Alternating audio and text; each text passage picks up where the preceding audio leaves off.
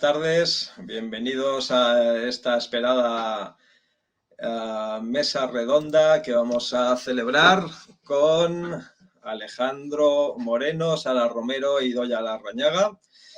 Es una mesa redonda y un coloquio sobre neuroprogramación y consciencia y forma parte de las charlas online que estamos llevando a cabo en abierto como introducción o preparación para las segundas jornadas participativas sobre ciencia y consciencia por el cambio de paradigma, que tendrán lugar entre el 6 y el 9 de julio en Ciordia, en Navarra, en el espacio Amarauna.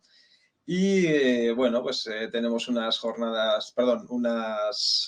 charlas online en abierto, que son las que estamos llevando a cabo. Nos quedará otra más el martes con David Aguado y Laia Gómez el martes próximo a las 8, martes 20, sobre la cuarta fase del agua y el plasma marino. Y luego tendremos una serie también de charlas online, pero ya solo para los participantes de las jornadas, los que estén inscritos. Son unas jornadas presenciales, pero que también se puede participar online. Bueno, son unas jornadas participativas, haremos muchos talleres y actividades con participación de todos los que estemos allí, pero también entre Luis Gil y Leandro Matachín pues ya se las apañarán para que los que estéis participando online, bueno, pues eso, os sientáis muy integrados y os lo paséis también muy bien. Bueno, estamos en un espacio libre en el que los que participan pueden verter todo tipo de opiniones. No nos gusta tampoco parecer que somos unos tiranos y que nos creemos en posesión de la verdad.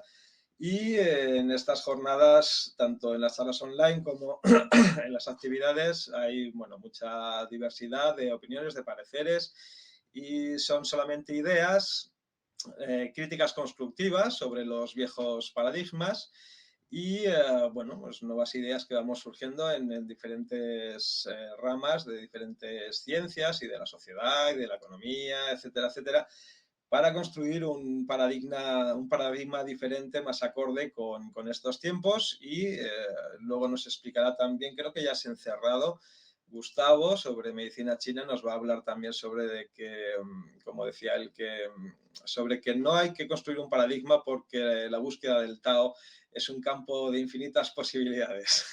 Pero esto lo dejamos ya a los que estén inscritos. Entonces, bueno, esta mesa redonda de hoy, este coloquio, como digo, va a tener lugar con 3 participantes: Alejandro Moreno, Idoia Larrañaga y Sara Romero.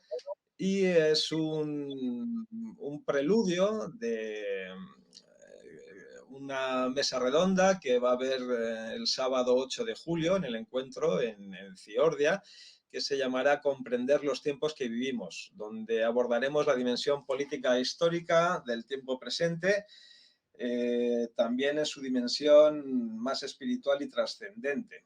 Entonces, digamos que la mesa redonda de hoy es una preparación para ese trabajo que realizaremos el sábado 8 de julio en Ciordia, en el encuentro presencial.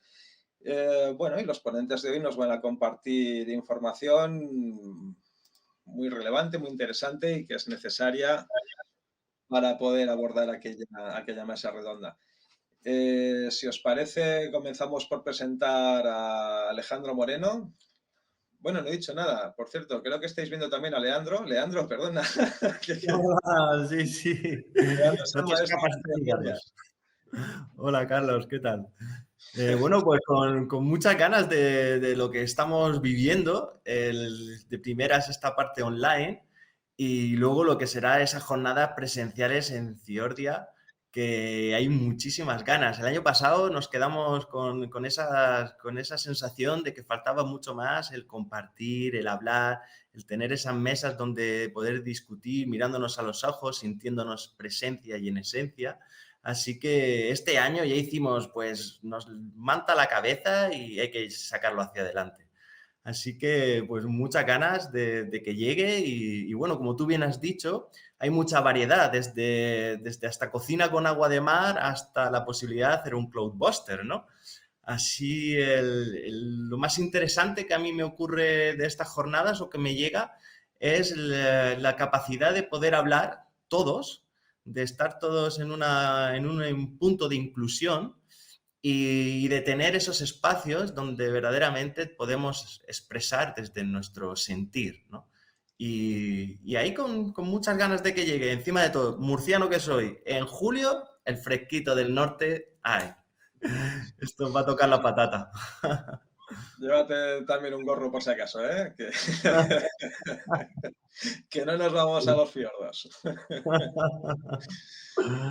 Muy bien, bueno, Leandro, cuéntanos un poquito, ¿tú quién eres? ¿Eres osteópata y qué más?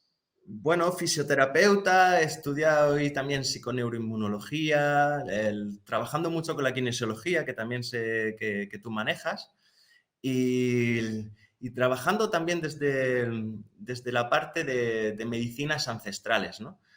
Para mí la parte de corazón es un punto muy importante y estoy descubriendo, estoy en el camino de empezar a ponerme los zapatos para saber qué es el camino y bueno, disfrutando mucho de lo que es la vida, ¿no? Del respirar y el estar hoy en este encuentro tan bonito con Idoia, Sara y Alejandro. Y contigo, por supuesto. Genial, muy bien. Oye, pues en el taller de kine que haremos en Ciordia, cuento con tu Ahí colaboración, estaré, ¿sí? ahí estaré. Es- Muy bien.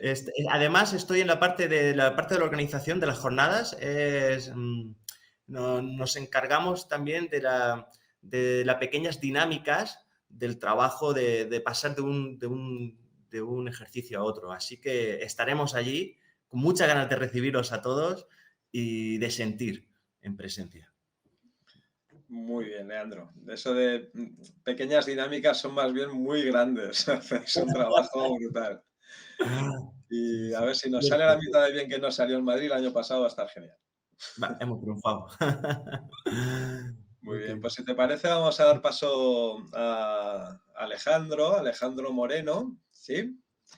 Él es doctor en filosofía, con 8 años de experiencia en consulta filosófica. Está formado en la Escuela de Filosofía Sapiencial con Mónica Caballé y es autor de los libros Éticas de la Vida y Filosofía Viva. Tenéis más información en su web alejandromorenolax.com. Os lo vuelvo a repetir, su web es alejandromoreno, Lax, todo junto, .com. ¿Qué tal, Alejandro? Muy buenas tardes, bienvenido.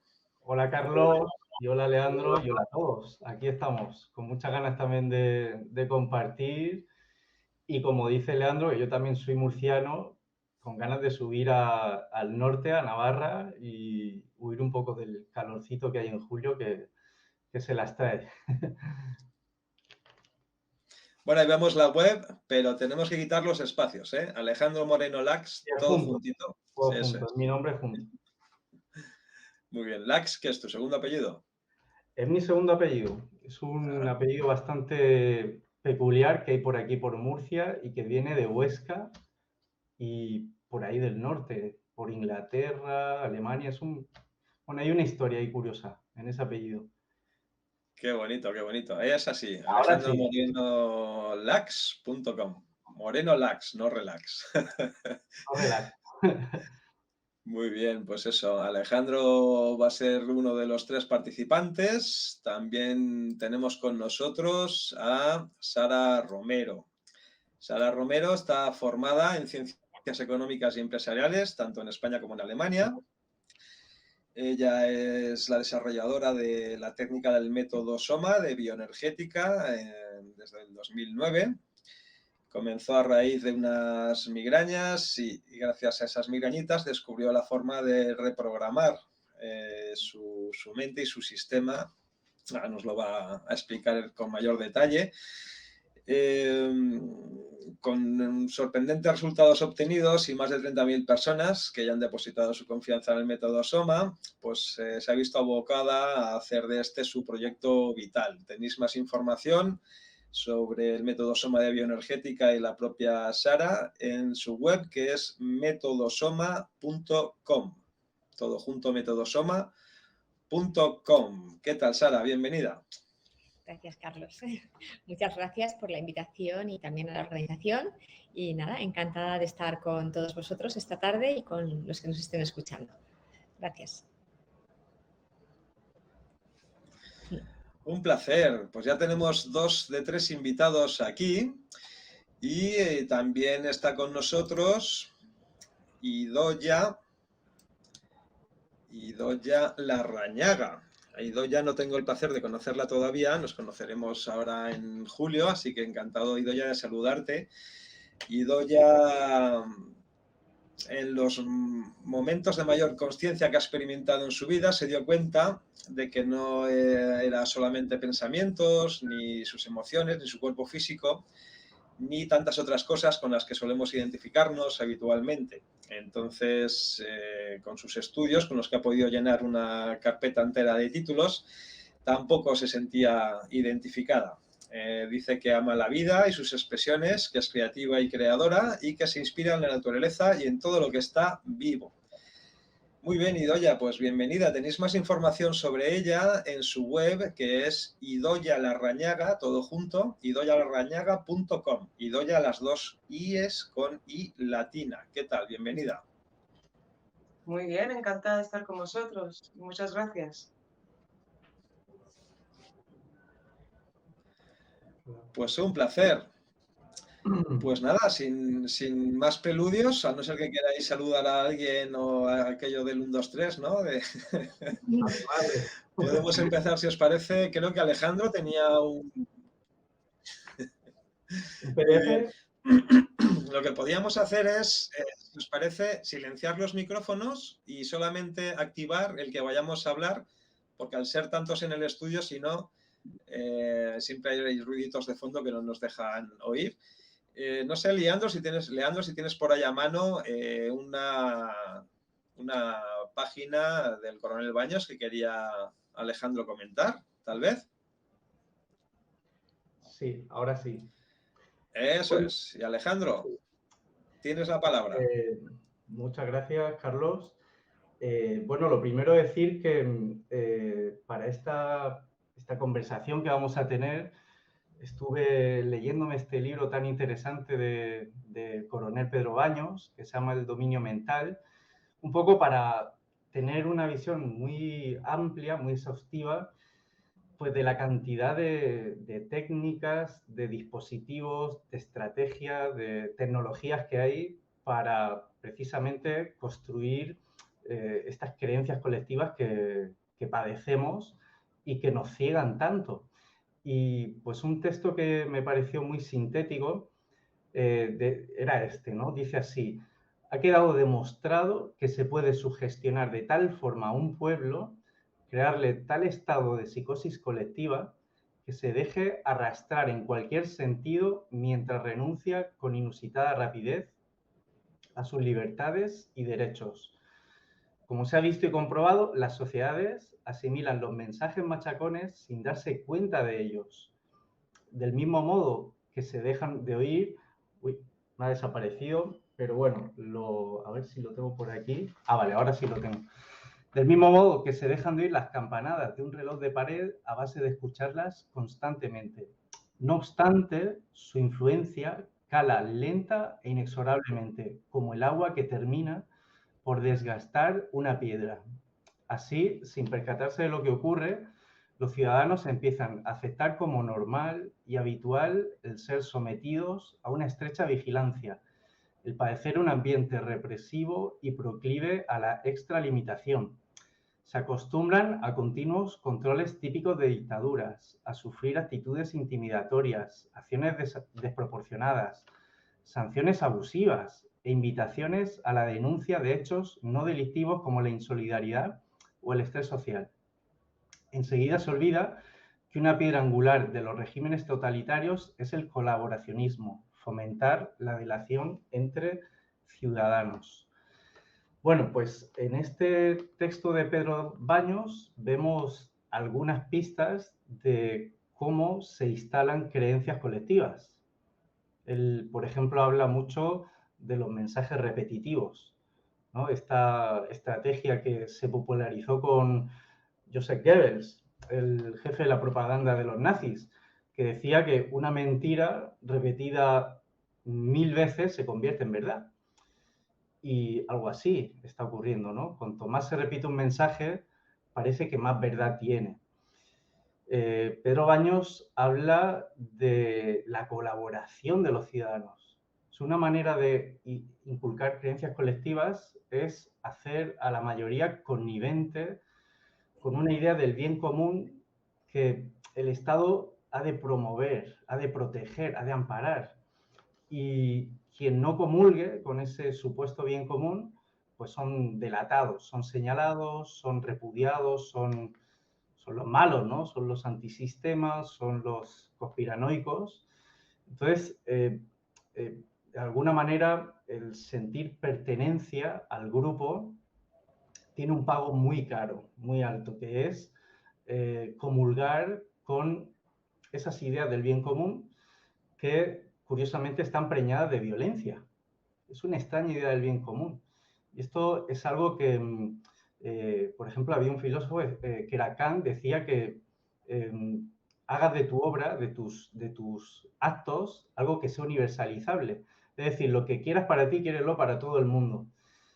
¿Eso entraña violencia? Es extraño, ¿no? Como hemos visto que el bien común, que es la salud, por ejemplo, o la seguridad, genera tanta coacción. Yo creo que el bien común no puede ir de la mano de la coacción y del miedo. Y a eso quería ir. Para mí la manera, la estrategia más poderosa que hay para instalar creencias colectivas a través de esto que se llama PSYOPs, ¿no? Estas operaciones psicológicas del coronel Pedro Baños, la verdad es que lo describe muy bien, es el miedo. Apelar al miedo, apelar a la supervivencia, apelar a la inseguridad para generar verdades que poco o nada tienen que ver con los hechos.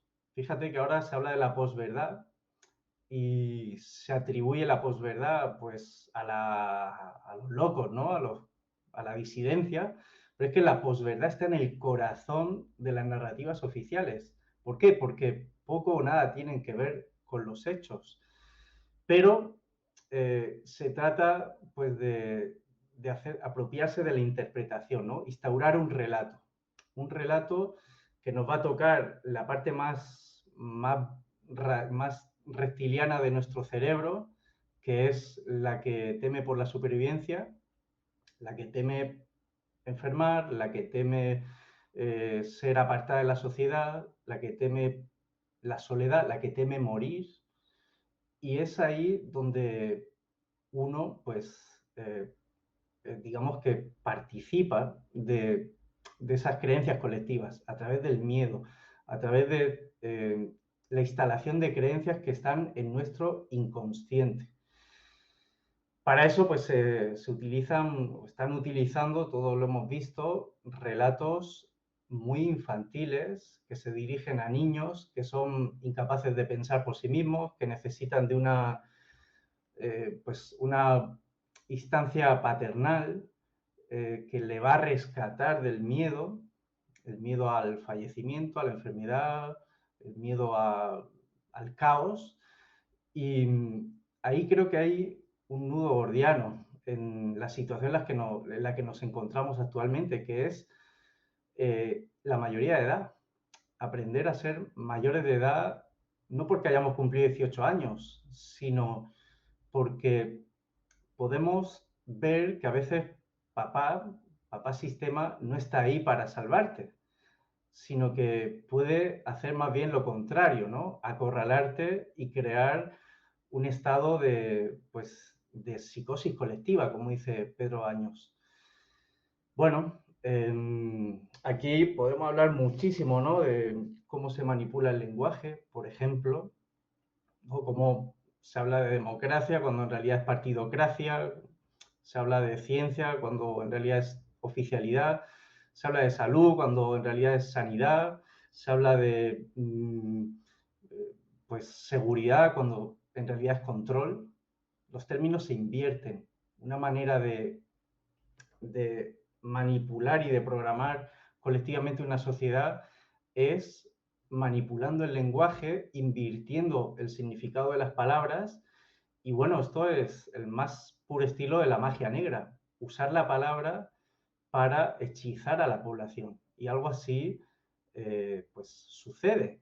Parece mentira que nos pensábamos que éramos una sociedad desarrollada, avanzada, libre, democrática, ilustrada, y qué fácil es que todo eso se venga abajo de la noche a la mañana.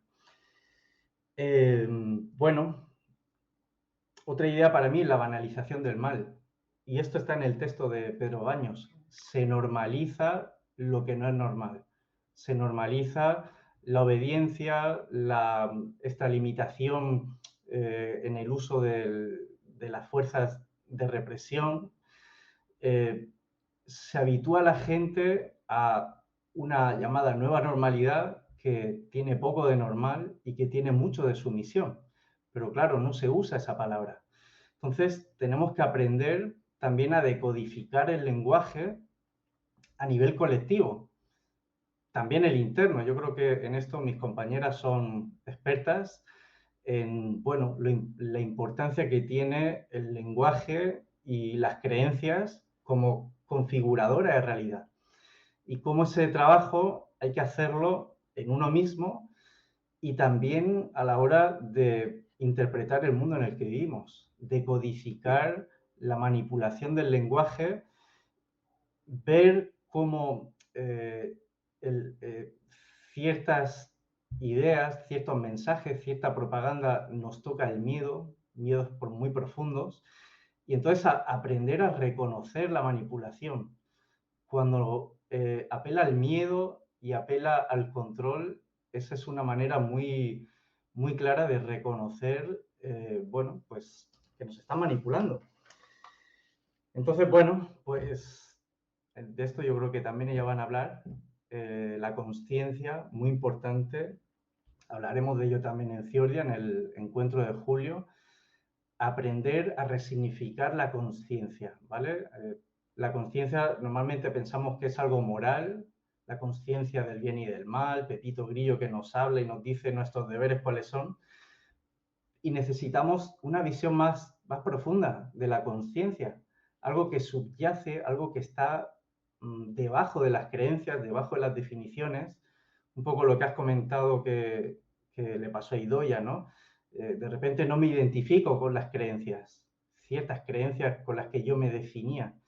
Bueno, pues eso se logra reconociendo el yo soy, reconociendo que por debajo de esas definiciones hay algo más profundo que la mente no puede atrapar, que es la consciencia. Y que es lo que nos va a permitir, pues, es la clave pues, para reprogramar esos sistemas de creencias que todos arrastramos a nivel individual, familiar y colectivo, y que, bueno, pues es la clave también de muchas transformaciones que yo creo que casi estamos ya obligados a transitar si no queremos sufrir cada vez más. Y bueno, con esto me detengo, que no quiero pisar el tiempo de mis compañeras y luego habrá más tiempo para el coloquio. Muchas gracias, Alejandro, súper interesante. Sí, vamos a hacer una breve exposición, cada uno de los tres participantes, y luego pues abriremos un poquito un debate sobre lo que habéis hablado y sobre lo que haremos en Ciordia dentro de menos de un mes, dentro de unas 3 semanitas. Creo que no he dicho el título completo de la sesión de hoy, de la charla de hoy. Dice que es la revolución de la consciencia. SIOPS, neuroprogramación y reprogramación positiva. Bueno, ahora ya que lo hemos comentado, vamos a dar paso, si os parece, a Sara Romero. Aunque no se vea en la pantalla, es Sara Romero Martín y yo soy Carlos Maudos Martín. Y resulta que somos primicos, ¿eh? Sara es mi prima. Cuando digo que estamos en familia es literal. Muy bien. Bienvenida, Sara, un beso. Adelante. Gracias. Bueno, pues la verdad es que cuando yo me invito a participar a estas jornadas y hablábamos de este primer debate, yo me sentí muy identificada porque tengo que deciros que en algunas cosas he sido bastante avanzada. Yo el 11 de septiembre del 2001 dejé de ver la tele para siempre, jamás. Y fue precisamente porque, ¿os acordáis? Cayeron las Torres Gemelas. Yo tenía dos amigas muy cercanas, acá de estar en Nueva York. Una de ellas desapareció y la otra iba transmitiendo en tiempo real. Y conforme fueron pasando las horas, el discurso, que era tremendamente interesante, desgarrador y obviamente de absoluta actualidad, se convirtió en la CNN. Se empezó a hacer repetitivo y empezó a ser como una especie de máquina. Entonces, claro, a mí esto en la distancia me hizo pensar, así es como nos programan. Algo muy dramático ocurre, el pánico hace que el cerebro empiece a hacer una especie de bucle y ahí estamos. Bueno, pues en ese momento yo apagué el televisor para siempre. Venía además de dedicarme profesionalmente al mundo del marketing, y en el mundo del marketing hacemos una serie de cosas perversas, entre ellas utilizar a Maslow, el padre de la psicología transpersonal, que es el que descubrió las necesidades o el que identificó, tipificó las necesidades fundamentales, y nos dijo, o lo aprovechamos para, una vez más, manipular a la gente, para que compre. ¿De acuerdo? Entonces, obviamente, por debajo de la pirámide de Maslow, en la base está la supervivencia. Por eso en las Torres Gemelas, cuando la supervivencia no estaba garantizada, esto programa muchísimo, ¿no? Los miedos a la supervivencia son los que más programan. ¿De acuerdo? Pero luego tenemos unos, pues bueno, pues al bienestar, ¿no? Pues cuando queremos ser participativos, sociales, ahí lo estaba definiendo muy bien Alejandro, ¿no? Nuestro deseo de pertenecer, de formar parte del grupo, también nos hace muchas veces renunciar a una identidad personal y bueno, y hacer una serie de barbaridades en nombre del grupo, ¿no? Esto lo hemos visto a lo largo de la historia, que vamos a contar, de las inquisiciones, de las guerras civiles, de la guerra mundial, del nazismo. Bueno, pues yo he vivido en Alemania unos años y ellos todavía no entienden cómo pudieron hacer esas barbaridades, pues en nombre del grupo. En nombre del grupo se hicieron esas barbaridades, se perdió la consciencia personal en nombre de una inconsciencia colectiva, ¿no? Y seguimos avanzando en la pirámide de Maslow, y incluso arriba, en la parte de la realización, creo que nos encontramos, y yo hay veces me oiréis ir un poco crítica con el esnovismo espiritual, que somos manipulables con este deseo de trascender, incluso con este deseo de ser especiales, de ayudar, de no sé qué. Pues una vez más, son nuestras necesidades básicas, nuestras emociones más profundas, la base sobre la cual vamos a programar. Yo lo que he ido descubriendo a lo largo de los años es que nuestra programación mental siempre tiene una base emocional. Y obviamente cuanto más intensa sea la emoción que sostiene, más profundo es el círculo, el surco en el cerebro de lo que se está programando, ¿verdad? Por ejemplo, un ejemplo para mí muy obvio, yo, como os digo, desde el 2001 no veo la tele, pero me entero de todo. Y entre otras cosas porque sobre todo me entero de los programas colectivos. No sé si os acordáis cuando el niño este, que no me acuerdo cómo se llama, cayó en un pozo de 20 metros. Bueno, pues a mí me vinieron durante esos 20 días un montón de personas traumatizadas, convencidas de que el pobre niño seguía vivo, y yo decía, ¿pero en qué mundo de Dios alguien puede pensar esto? Pero era una especie de anestesia colectiva, ¿verdad? Estos famosos puntos ciegos, que además había una vez más un vínculo social, era un deseo generalizado. Fíjate que ni siquiera un miedo profundo, era un deseo generalizado de que las cosas fueran de otra manera, no un infantilismo, como decimos.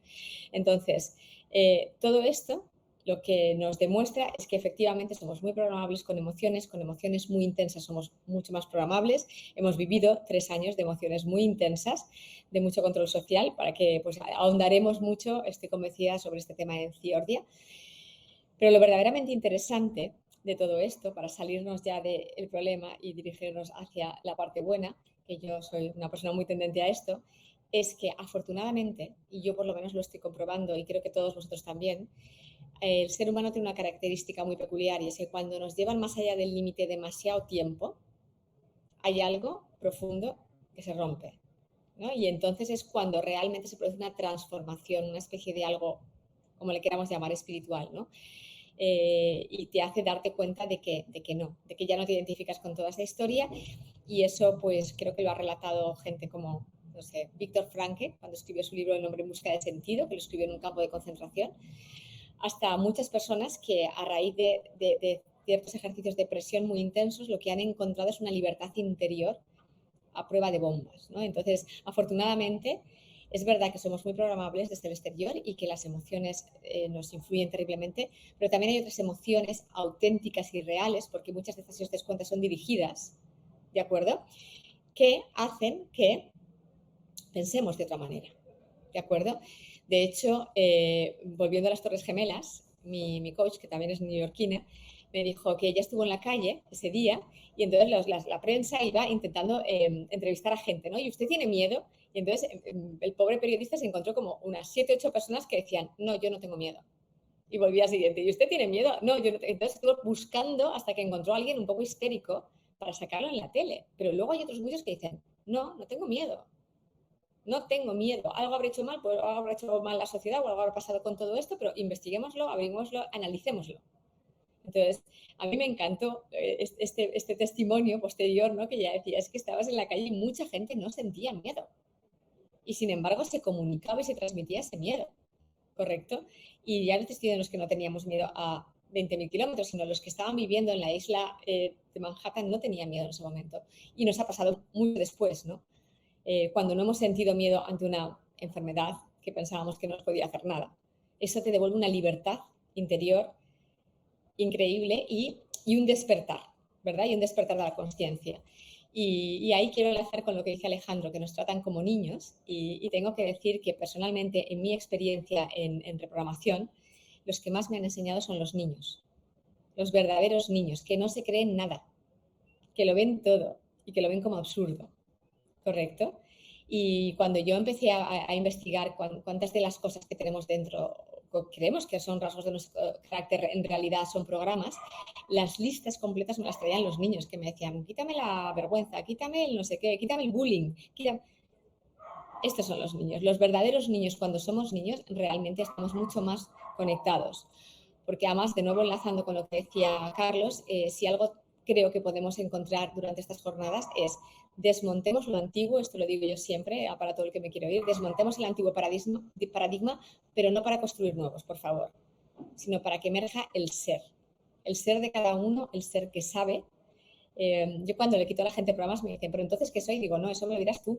Yo te quito lo que no eres, ¿verdad? Ese ser que emerge, ese ser individual que luego todos juntos conformamos, eso es lo que tiene que emerger. Eso no es un paradigma, eso es lo auténtico. Lo auténtico por contraposición al paradigma. Y lo auténtico es mucho más sereno, es mucho más normal, es mucho más natural, es mucho más individualista, es mucho más diverso, ¿correcto? Entonces, todo lo que nos implica a ir a la borregada ya nos está diciendo que hay poco de autenticidad ahí y que hay poco del ser ahí, ¿no? Entonces, pues yo creo que si a lo largo de estas jornadas podemos ir conectando con todas las posibles vías y caminos que nos acercan un poquito más al ser único que cada uno somos, fantástico, y creo que iremos obteniendo bastante nuestro resultado final.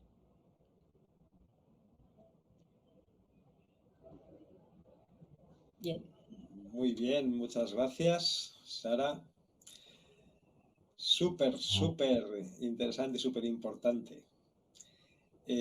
Bueno, animo a nuestros oyentes a que utilicen la sección de comentarios para que puedan ir, bueno, pues planteándonos sus opiniones, que nos cuenten sus inquietudes, de dónde nos escuchan, si van a participar, etcétera, etcétera. También si tienen algún tipo de pregunta o una idea para aportar, un matiz, una pincelada, pues también será todo muy bienvenido. Tenéis la sección de comentarios, no sé si hay que darse de alta o algo por el estilo, pero solo hay que dar un email y ya podéis entrar a la sección a comentar. Y bueno, vamos a escuchar a Idoia Larrañaga. Encantado, Idoia, bienvenida. Cuéntanos un poquito también tu punto de vista, tu punto de partida, y a continuación pasaremos ya al debate. Gracias, Idoia. Gracias a vosotros. Me parece muy interesante todo lo que se está comentando y me parece que nos centra también en tomar las decisiones, ¿no? Porque de alguna forma estamos como con una sensación en la sociedad, en ese desamparo y en ese agobio psicoemocional que hemos vivido, pero viene de lejos, pues parece que se siente como un poco preso y sin eh, recursos o posibilidades para generar algo nuevo. Y yo creo que desde el principio quiero nombrar esto, ¿no? Que al final el escenario que vivimos es muy importante verlo, observarlo, integrarlo para poder colocarnos y luego ahí está el poder de cada ser humano de hacer el camino que siente y debe hacer. Entonces, eh, voy a, digo esto porque también me parece importante contextualizar, ¿no? Todo esto que vivimos no surge ahora. Esto tiene ya más de un siglo de gestación, ¿vale? Solamente que ahora vivimos en un tiempo de un acelerón increíble y de una visibilización muy grande de todo eso que se estaba manejando bajo la mesa, ¿verdad? Entonces, claro, desde la antigua Inglaterra surge una idea de la eugenesia, que es como buen y génesis, origen, los del buen origen, un movimiento social que quiere preservar la buena raza, la buena clase, es más bien cuestión de clases, y esto se lleva a tanto América como a la Europa nazi, ¿no? Que también se ha comentado aquí, Alemania, ¿no? Entonces, en este contexto de mejorar la raza, se han hecho barbaridades desde la inducción de infertilidad inducida hasta genocidios. O sea, llevamos una historia reciente, muy, muy reciente, dominada por ciertas familias que todavía siguen operando, que todavía están bueno, en la alta escala de lo que es la previsión, diseño y programación global, mundial, ¿verdad?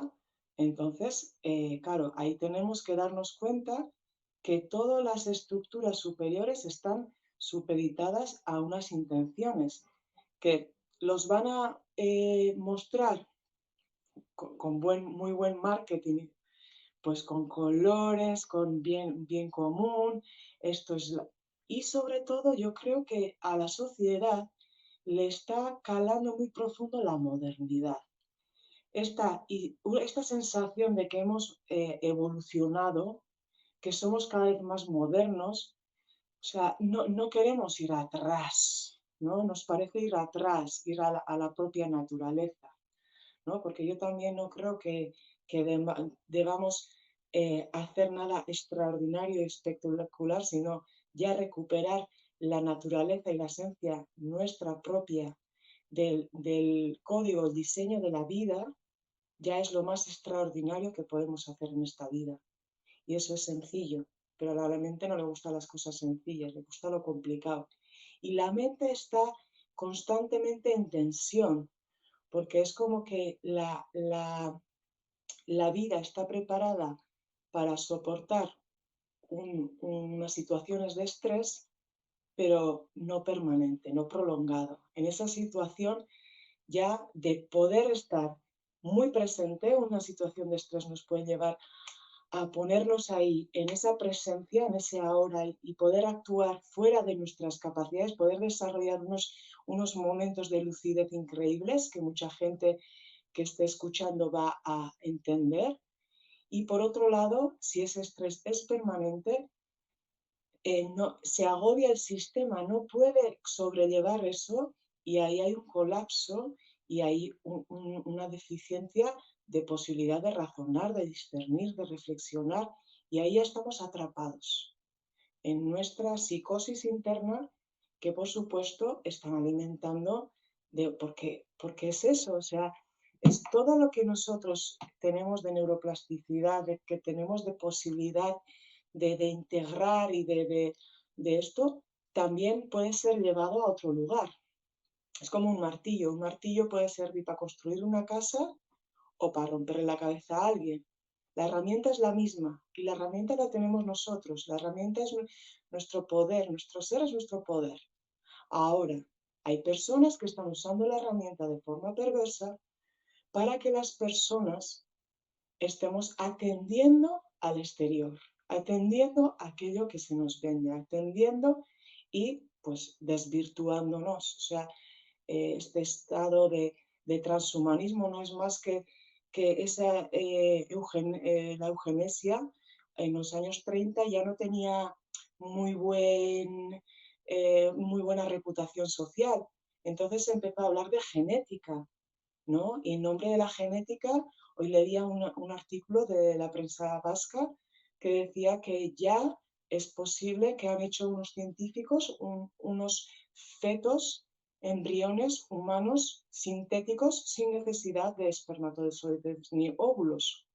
Y lo anunciaban como un avance extraordinario de la ciencia que habrá que ver si las dificultades que presenta ética y moralmente. Pero ya han lanzado una idea en el que van poco a poco calando en la sociedad hasta convencer de que las virtudes y los beneficios van a ser mayores y entonces dan paso, esta es la ventana de Overton, ¿no? Lo que primero rechazamos como algo inmoral, algo no de nuestra propia naturaleza, poco a poco van trabajando para que la sociedad lo integre. Y ahí está desde nuestra vida intrauterina, nuestro embarazo, cómo es tratado, como nuestro parto, con nuestra primera etapa de crianza, el desapego materno, tan pronto que se hace. En los años 70 convencieron a las madres que el biberón era mucho mejor que la leche materna. Han convencido que hay que vacunar a los niños desde el propio momento del nacimiento y meterles 40 y tantos sustancias compuestas de otras tantas para tener una vida con salud, que es al final también la propia causa de enfermedad. Pero todo esto está desarrollado muy cautelosamente. Todo el sistema de educación, todo el sistema laboral, es un entramado muy grande. Incluso el entretenimiento, ¿verdad? Hollywood y los demás acá, ¿no? Y yo también, como Sara, yo desde los 18 años ya no veo tele, ¿no? Tengo mucho tiempo libre para otras cosas. Y sobre todo la cabeza también, ¿no? Que te despeja, ¿no? Y como tú dices, te vas enterando de lo esencial, ¿no? Y es suficiente. Porque si os fijáis, ahora mismo, desde los niños hasta los mayores, la forma en la que se transmite cualquier cuestión, y digo tiempo ocio también, para los niños, es muy rápido, colores muy vivos, todo muy estridente, sonidos muy estridentes, todo es una vibración de excitación continua que para nuestro sistema neuronal es muy, muy, muy impactante y al final tiene que desactivarse porque no, es mucha la estimulación que recibe. Entonces, y luego está la información que van metiendo poco a poco, las realidades. Es como una, lo predictivo que tienen, ¿no? De que te van anunciando lo que va a venir, ¿no? Y todo esto está sujeto a todo un diseño que se está dando y que ahora se está agudizando, ¿no? La estrategia que han usado en estos 3 últimos años es increíble, pero es que ya estamos en tiempos de inteligencia artificial, de que los datos se almacenan, se usan a través de tu pensamiento, tu emoción, todo lo que cliqueas en el teléfono es llevado a un... Entonces, es tal la manipulación que se hace de toda esta información digitalizada que tenemos que tener mucha, mucha, mucha conciencia, ¿no? De realmente cuál es el juego que nos están ofreciendo o abriendo y cuál es el lugar donde yo quiero estar. ¿no? Yo digo que para realmente vivir la vida con cierta realidad hay que ver también lo que hay. Hay veces que la gente siente que la espiritualidad es distanciarse de lo conflictivo y de lo difícil ¿no? Y yo no quiero enterarme de las cosas que están pasando. Pero me parece mucho más fortalecedor cuando puedes ver aquello que sucede y ante eso tú puedes tomar una decisión. No lo ves, yo lo puedo ver, no lo excluyo, no miro a otro lado, veo, percibo la realidad, no juzgo, no juzgo a esa persona que no lo ve, ¿no? Porque esta persona calza otros zapatos, pero yo tomo conciencia. Entonces, claro, ahora mismo es el no querer saber, es una elección de muchas personas, pero ya creo que está siendo como después de 3 años esta vacunación con todos los problemas que ha causado, ya con un tiempo más de distancia de lo que ha pasado, uno puede ya relajarse, reflexionar, discernir y creo que vivimos momentos de poder desarrollar un montón de nuestras capacidades y potencialidades que traemos, que es justamente lo que esta sociedad quiere abolir, ¿no? Quiere adoctrinamiento, quiere una homogeneización de ideas, de emociones. Ellos te dicen qué pensamientos usar, qué palabras usar, qué códigos, la emoción asociada a la respuesta.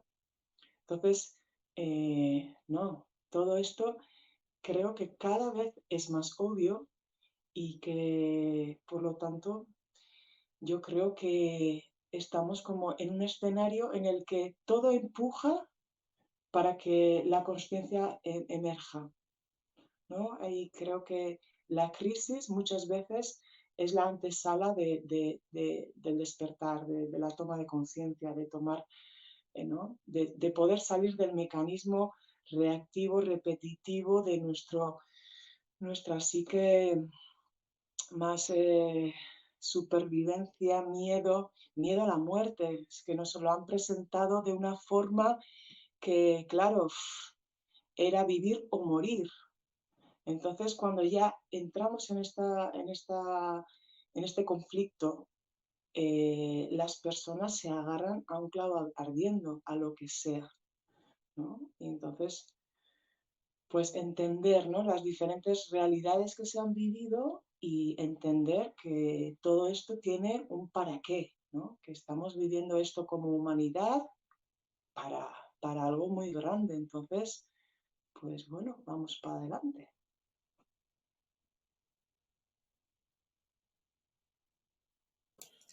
Muchas gracias, Idoia. Exactamente, vamos hacia adelante siempre. Muy bien, pues vamos allá con el debate. Alejandro, Sara, Idoia.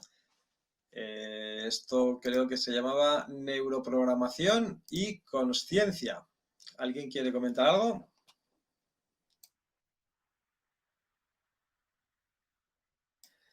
A ver, se me ocurre, por ejemplo, Sara, nos hablabas de que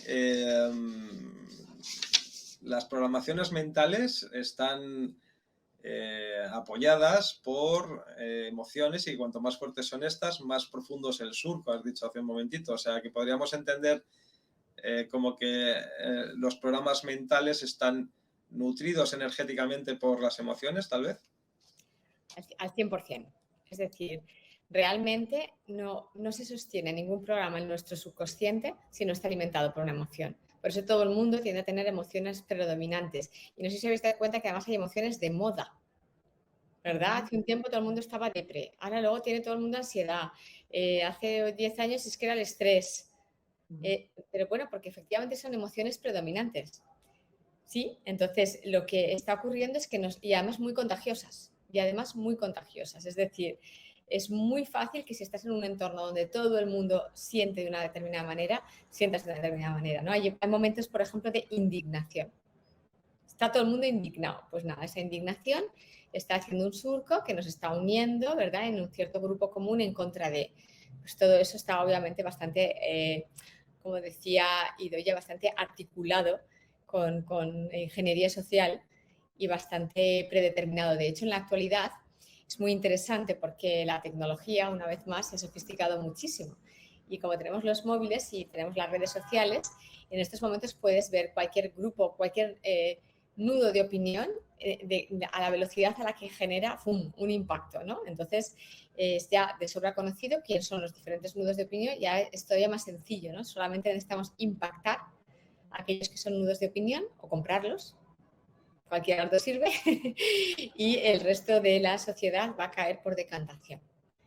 Entonces, definitivamente todo lo que sean emociones, y de hecho no sé si, claro, lo de la televisión ya ni te cuento, o sea, aparece la parte de sucesos, o sea, el telediario entero son sucesos, ¿no? Pero cualquier otra cosa, no hay un solo programa donde no haya gritos, donde no haya no sé qué, yo, vamos, entrar a los bares, aquí donde yo vivo, en la Comunidad Valenciana, que hay siempre una tele puesta, es una ofensa al espíritu, porque es que cualquier programa de lo que sea, creo que hasta los infantiles, son con gritos, con no sé qué, con ofendidos, con... Entonces, es porque las emociones son el motor.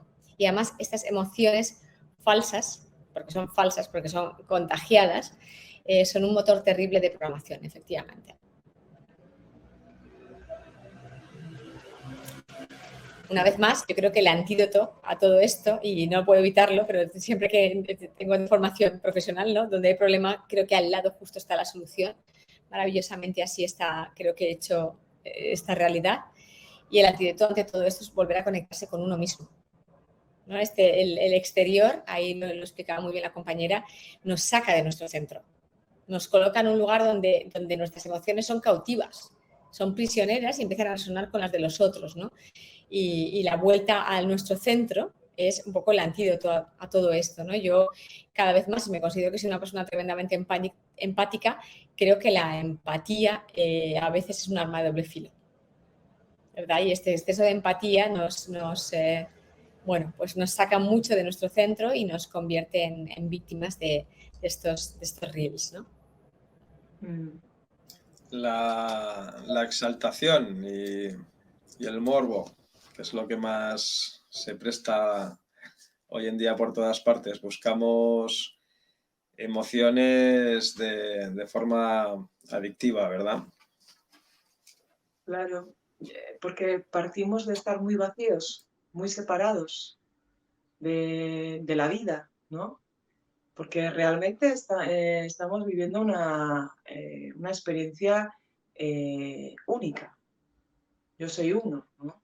Pero estoy en relación con todo, ¿no? Entonces, cuando yo no me percibo como un ser en sí mismo completo, estoy en ese vacío, en esa separación, buscando lo que me complete. Yo no puedo, o sea, cedo mi poder, ¿no? Es diferente a que yo me relacione con gente maravillosa que me pueda nutrir, me pueda enfocar, me pueda reforzar, me pueda aportar y yo recibir de esa relación, ya sea humana, vegetal o de cualquier dimensión, pero que sea en relación y hacerme más grande de lo que puedo ser yo en mis pequeñas limitaciones, ¿verdad? Entonces, estamos en ese juego de separación y en ese juego de no poder afrontar la vida desde la madurez, que también se ha nombrado aquí, ¿no, Alejandro? ¿No? Y también el infantilismo, ¿no? Lo habéis nombrado los dos, ¿no? Y es ese estado de desprotección al que tenemos que sacudirnos, ¿no? O sea, somos ya estamos aquí, estamos en la vida, tomemos la vida, ¿no? Pero vivámosla con la responsabilidad que corresponde, ¿no? Con la libertad y la responsabilidad que corresponde, ¿no? Entonces, como hay que arriesgarse también, ¿no? A veces, porque no hemos vivido, no tenemos la conciencia de haber vivido este momento, ¿no? Entonces, estamos como, pues muy vírgenes, ¿no? Pero aprovechemos, porque esa intensidad de estar vivo hace que nos apartemos de cualquier ruido excesivo de esas pantallas, de esos programas, que es en balde, o sea, no nos sirve para nada. Pero cuando no tenemos esa presencia nosotros, la buscamos fuera. Entonces, es como eso, ¿no? La fuerza está en nosotros, tenemos que volver a nosotros y para eso hay que volver a nuestro estado natural. Nuestro estado natural es un estado meditativo, es un estado reflexivo, es sereno, es en relación a, ya pertenece a, no necesita un grupo de pertenencia, porque ya pertenece a la vida. Entonces tú cuando eres consciente que eres parte de la vida y que posees una parte de la conciencia de la totalidad, ya estás envuelto, no necesitas un grupo de tal y un grupo de lo otro. Bueno, me viene eso. Sí, yo añadir que una dificultad que veo es que tenemos tal nivel de condicionamiento cultural, emocional, familiar, de todo tipo, que nos cuesta mucho ver que eso es anormal, que es un estado patológico del ser humano. O sea, que nos han acostumbrado y nos hemos acostumbrado a ver que eso es algo normal. Yo insisto en este concepto de normalización, ¿no? El pensar que, bueno, pues obedecer es normal, la sumisión es normal, tener miedo es normal, y no nos paramos a ver la cantidad de creencias que hay ahí, la cantidad de códigos que hay ahí, de programas, y que podemos tomar distancia de todo eso. Podemos aprender a desidentificarnos con todo eso. Claro, eso yo hay una dificultad que veo es que nos da mucho miedo al vacío, porque es verdad que este condicionamiento nos va vaciando energéticamente, nos va vaciando de sustancia interna y llega un momento en que ese vacío nos da tanto miedo que no lo queremos tocar, no lo queremos atravesar. Para mí, bueno, en mi campo, ¿no?, del cual trabajo, pienso que hay una clave, ¿no? Ver que el vacío, al final, es una emoción que rechazamos y ver que son creencias también. Y que todos podemos atravesar esos vacíos. Claro, hay que encontrar gente que te ayude a transitar ese vacío. O sea, tienes que buscar buenos acompañantes y creo que, por desgracia, no hay muchos, porque culturalmente no está en nuestros marcos de referencia eso de atravesar el vacío. Ni siquiera sabemos que estamos vacíos, porque lo llenamos de ruido, ¿no? Esas pantallas que decía Sara, ¿no? Están en los bares, están en todos lados, para sacarnos pues, de nuestro centro y de contactar con esas dimensiones oscuras del alma. Pero la paradoja es que hay que entrar ahí para iluminarlas. No es huyendo de ellas, es yendo al centro de ellas. Lo que más rechazamos, lo que más miedo nos da, es a donde tenemos que acudir y ver que podemos procesar esas emociones y, por tanto, transformar las creencias que las acompañan. Bueno, ahí lo dejo. Mira, me nos preguntaba una persona aquí, ¿cómo volvemos a nuestro centro? Pues yo creo que Ido ya nos ha hecho ya una primera propuesta, ¿verdad?, de reconexión a la vida, a la tierra. Alejandro nos estaba contando que atravesemos el miedo. Es verdad que el miedo y el miedo a la soledad y el miedo a la separación es una de las cosas que más nos condicionan. Yo tengo que volver a lo que he dicho antes, ¿no?, que a mí los niños me han enseñado muchísimo. Los niños empiezan muy habitados de sí mismos. Un niño pequeño está por definición muy habitado y luego poco a poco lo vamos socializando y lo estamos fastidiando, ¿no? Y mi hijo pequeño, cuando tenía como 3 años, íbamos por la calle y me decía, mamá, está lleno de champis. Y decía, champiñones, no, zombies, gente que no se habita a sí misma, muertos vivos, ¿vale? Y claro, yo dije, ostras, es que es verdad, es que la gente no está, o sea, está como en su cabeza, en su móvil, en su no sé qué, y nadie está paseando por la calle, sonriendo, ¿no? Esto no ocurre. Yo el otro día volví hacia casa y decía, todo el mundo me sonríe. Y de pronto me toqué así y digo, si es que voy sonriendo. Entonces, este habitarse, este notarte bien en tu cuerpo, ¿no? Al final yo es que uso mucho el cuerpo porque me parece una sensación muy buena, ¿no? Y porque tendemos a tenerle miedo a mi centro, pero es que mi centro es un sitio chulísimo. Es mi jardín interior, es mi lugar perfecto, al que yo invito a quien me da la gana, o me quedo solo o sola, correcto, conmigo misma y con el espacio. Entonces, conquistar el terreno interior y alimentar el jardín interior me parece de las cosas más maravillosas que uno puede hacer. Y los niños lo traen de serie.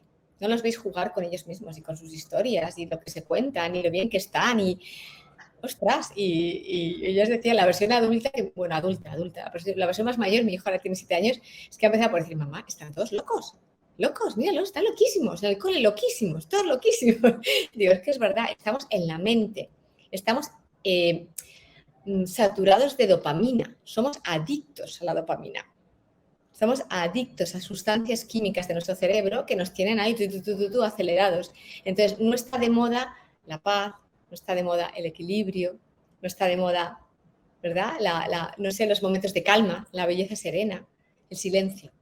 El estar con una persona con la que estás a gusto sin decir nada no se lleva mucho últimamente.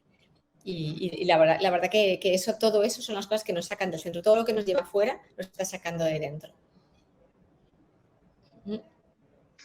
Sí, me parece súper bonito e interesante lo de los niños, porque yo también, bueno, pues amo a los niños y verlos es como, es la reconexión, ¿no? Yo creo que ellos son nuestros grandes maestros, ¿no? Que nos ayudan a estar ahí, ¿no? A estar presentes, a resonar, a que nos abramos a las diferentes circunstancias que sean, porque los niños, por amor, hacen, o sea, se dan a sí mismos, a las familias, a las mamás, a los papás, ¿no? O sea, es como a sus amigos, ¿no? De muy diferente forma, pero tienen impulso, ¿no? Están vivos, están respondiendo, ¿no? De la mejor forma que ellos conocen, ¿no? Es maravilloso, ¿no? Y para mí una de las cosas que nos ciega la capacidad de percibir la realidad tal y como es que tenemos instalado un grandísimo velo en el qué es la vida y qué es la muerte, ¿no?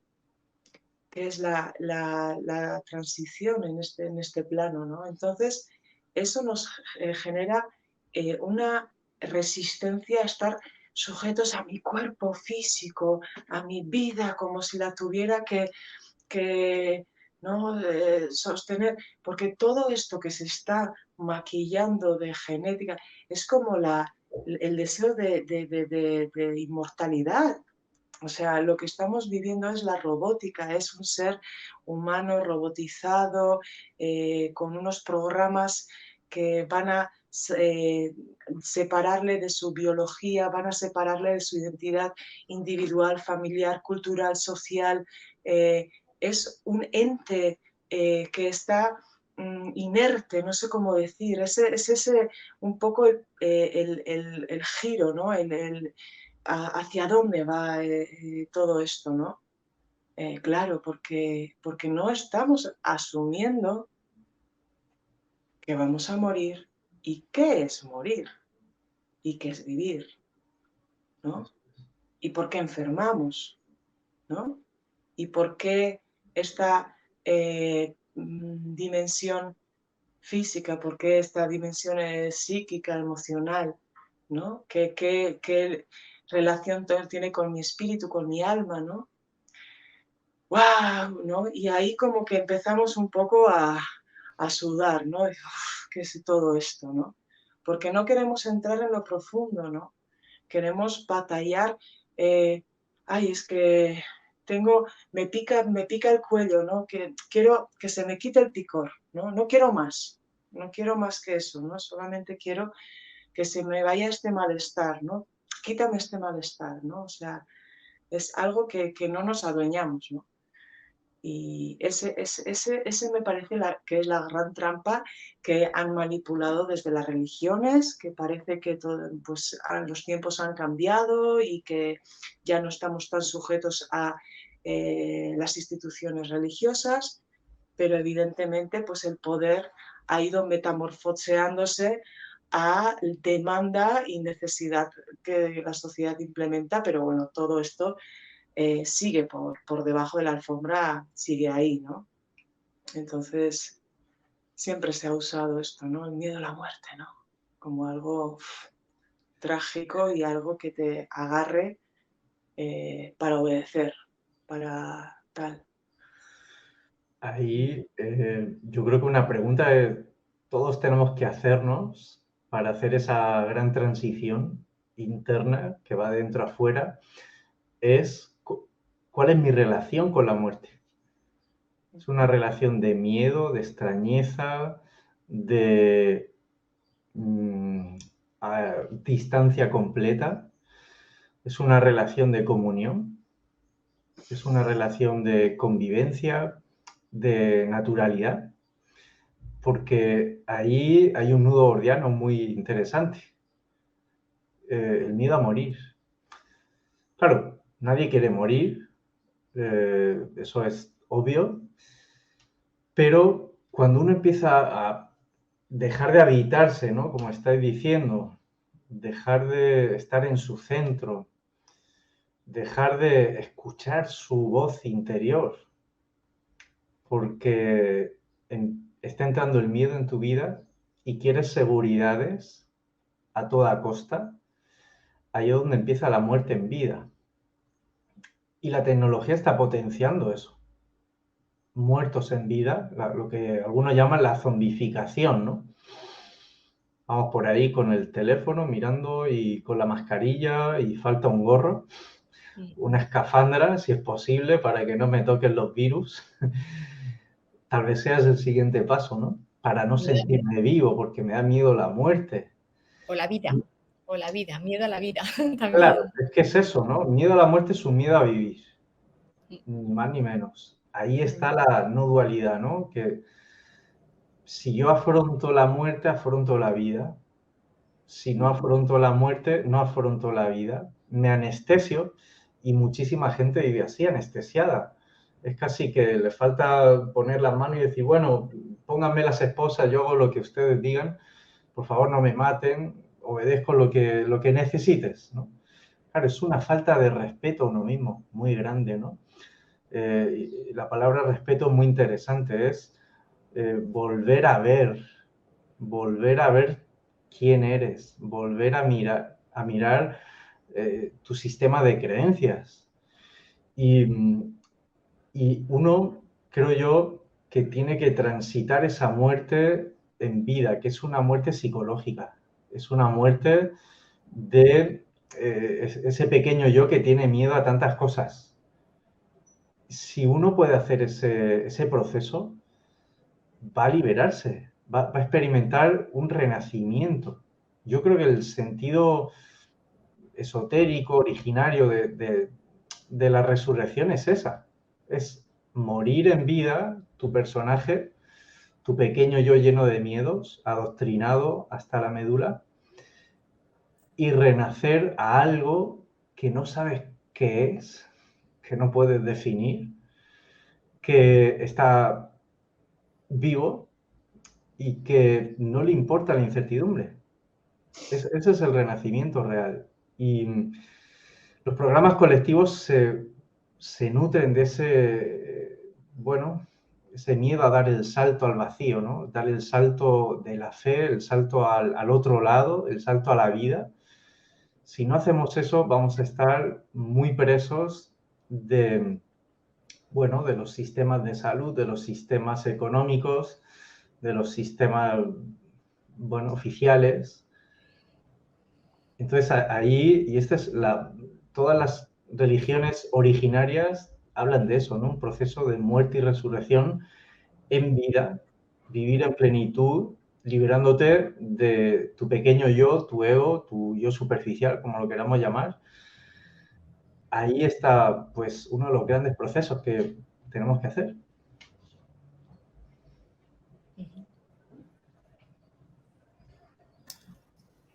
como decía antes Idoia, ¿no? Para dejar emerger el ser y así poder desarrollar las capacidades y las potencialidades de cada uno de nosotros, ¿verdad? Bye.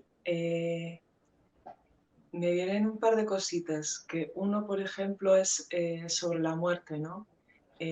Cómo en ciertas culturas las personas tienen una mirada hacia la muerte como un gran tránsito y se preparan en vida para eso, como los tibetanos u otros, que están como en un proceso de introspección, digamos, continua, como para pulirse y ir hacia esa trascendencia desde un lugar bello, ¿verdad?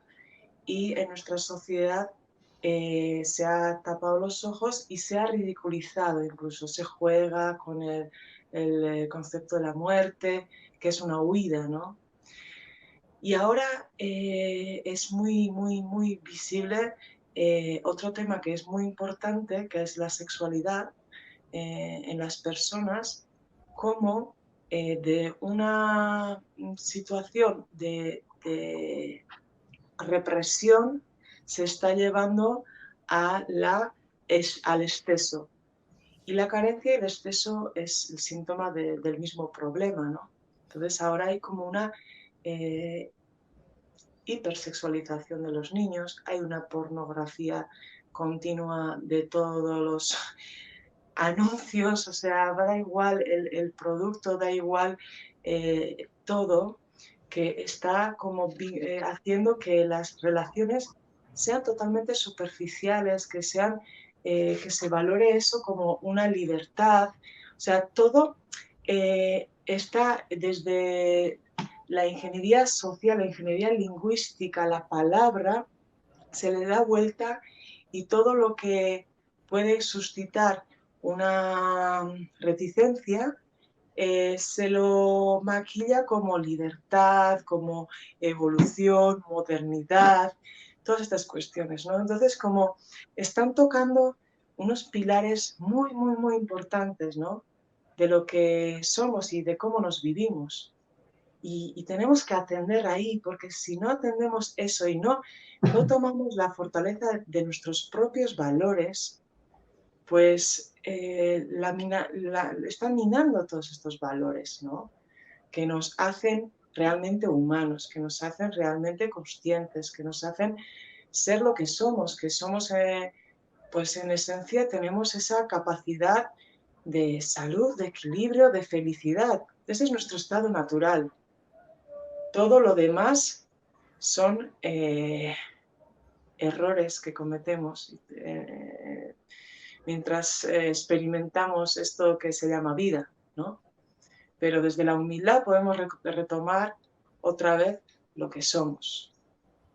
Y para eso está bien también ver qué es lo que apunta, ¿no? Y en esos temas, ¿qué es lo realmente importante que yo tengo que afianzar en mí, tomar como valor y que eso se mantenga en mí, ¿no? Por mucho ruido, por mucha cuestión que haya, yo lo porto y lo llevo y lo vivo pues con toda la honra del mundo.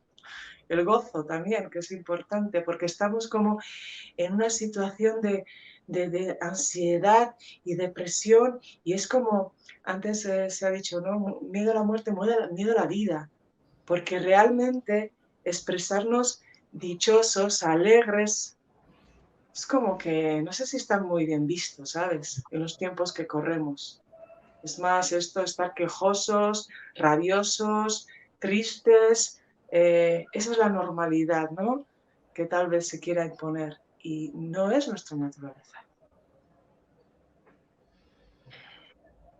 Yo volviendo al tema de la muerte, fijaros el 1 de noviembre, cómo festejamos la muerte. Eso es. Es una muerte macabra, es una muerte, es una exaltación de la crueldad, el crimen. Es la muerte que da miedo, se exalta el miedo, lo fantasmal, ¿no? lo macabro. Pero no es una muerte que, bueno, honre a los ancestros, por ejemplo. ¿Os imagináis que el 1 de noviembre pues fuese, bueno, se hace un fuego, se celebra, se hace memoria de pues, los que ya no están, se ritualiza el miedo, se quema lo viejo, bueno, ¿por qué no? Y sin embargo, culturalmente lo que prima es un culto a la falsa vida, que son experiencias intensas, ¿no? Y por ahí va el tema de la excitación, las emociones, ¿no? De tener, ¿qué has hecho este fin de semana? ¿Dónde vas este verano? ¿Qué fotos subes a Instagram? Emocionalidad intensa. Y pensamos que eso es vivir la vida, ¿no? Bueno, pues para mí eso es un miedo a la muerte, revestido de, bueno, de Instagram, pero vivir la vida es escucharse profundamente uno mismo y escuchar cuál es, para qué has venido aquí, ¿no? Y desde ahí celebrar, claro que sí, celebrar la vida y ser alegre. Si no escuchamos esa misión que todos traemos, es difícil ser plenamente alegre. Vamos a tener que comprar alegría los fines de semana o en vacaciones. Y bueno, esa idea falsa, ¿no? De que vivir la vida pues es tener experiencias intensas, ¿no? Carpe diem. Pero bueno, esa exaltación de las experiencias está preñada de mucho miedo. Y, y bueno, pues de nuevo, vuelvo a ese tema, ¿no? ¿Cuáles son tus miedos y qué creencias hay ahí? De todas maneras, perdonar. A mí me gustaría darle una vuelta de tuerca en la polémica, porque yo creo que los que estamos hablando aquí venimos de otra generación, con otros valores, con otros tal, pero ¿qué pasa con nuestros adolescentes?